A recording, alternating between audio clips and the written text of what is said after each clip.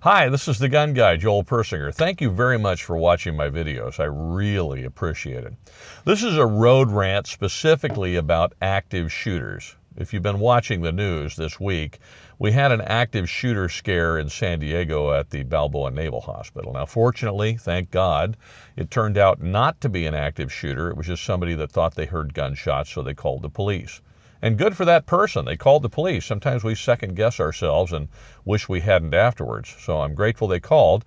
And law enforcement from all different kinds of agencies all swooped down on the Balboa Hospital and took about 3 hours to clear the place. Now, that sounds like a long time, but I should clarify that that complex is enormous. So it takes a long time to clear each and every building and make sure that it's safe. But that's my point behind this road rant. The government wants us to be so dependent upon them for everything that we can't depend on them for much of anything. Yesterday, after 3 hours of going through every building, and admittedly, police did a wonderful job. I don't think they could have done it quicker. That was about as fast as you could do it, but let's keep in mind, it took 3 stinking hours, okay? But after doing that and discovering there was nobody there and there was no threat, they all spent the entire afternoon and evening giving each other high fives and congratulating themselves and patting themselves on the back, talking about what a wonderful job they did. And wow, we're ready. We just discovered we're ready if this ever happens. Well, yeah, they're ready from a law enforcement perspective, which means they can show up where they need to show up, and the various agencies will cooperate with each other and coordinate with each other and so on. Well, where does that leave the poor person who happens to be working there? What if you worked there? What if I worked there? And I happen to be in the part of the building it took them 3 hours to get to. Yeah, there was no active shooter. They all congratulated themselves yesterday. Well, you know, we did a great job and there were no injuries and no fatalities.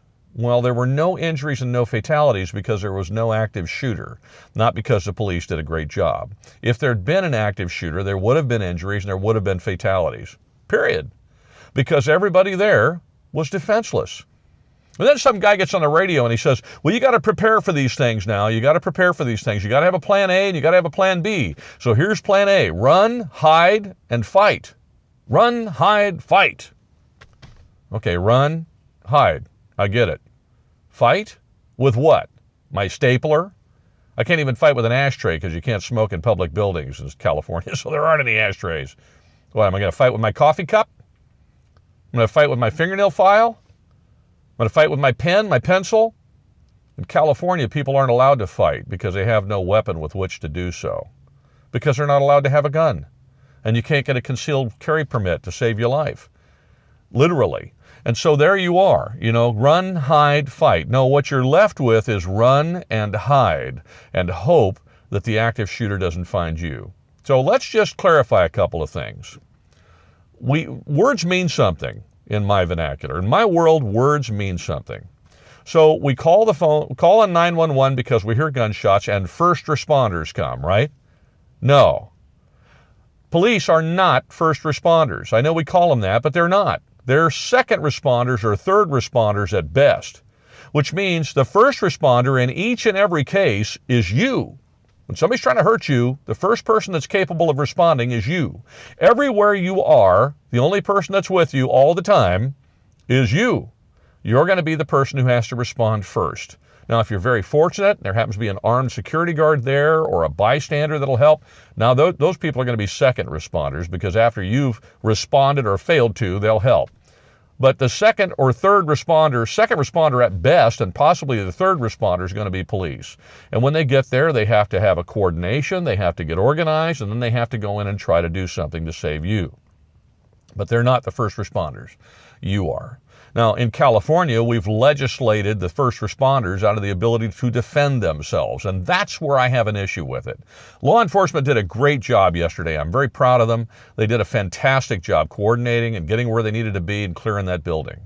But the simple fact is, had it been an active shooter, or worse yet, had it been a coordinated terrorist attack with multiple active shooters in multiple parts of that complex, hundreds of people would likely have been killed or wounded before law enforcement, the second or third responders, could have gotten there to help anybody. And if that had been you, you know what? You would have ended up a statistic. Now, individually, there would have been law enforcement officers who would have been horribly affected by the fact that you were killed, that really would have been saddened by that and felt like they'd failed, and they would have been troubled by that. I'm going to tell you something. Cops are good people, too.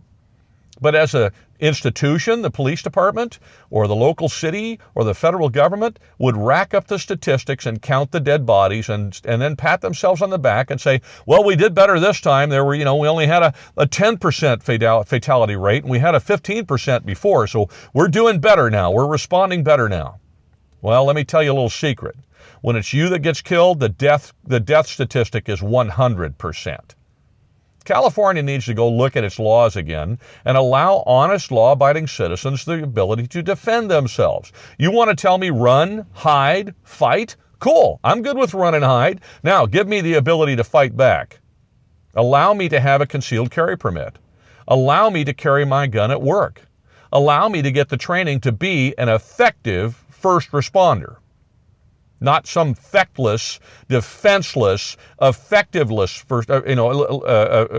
helpless first responder who can't even do anything to protect my own life.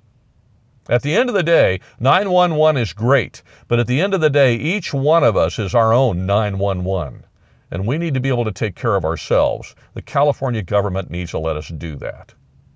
Anyway, that's my rant.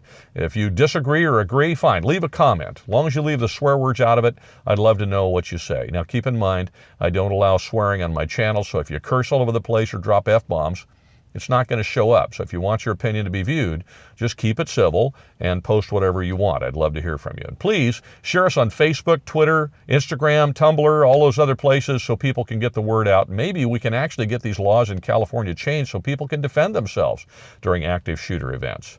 And also, please like, subscribe. I don't know where the button is, but it's generally, there or it's there.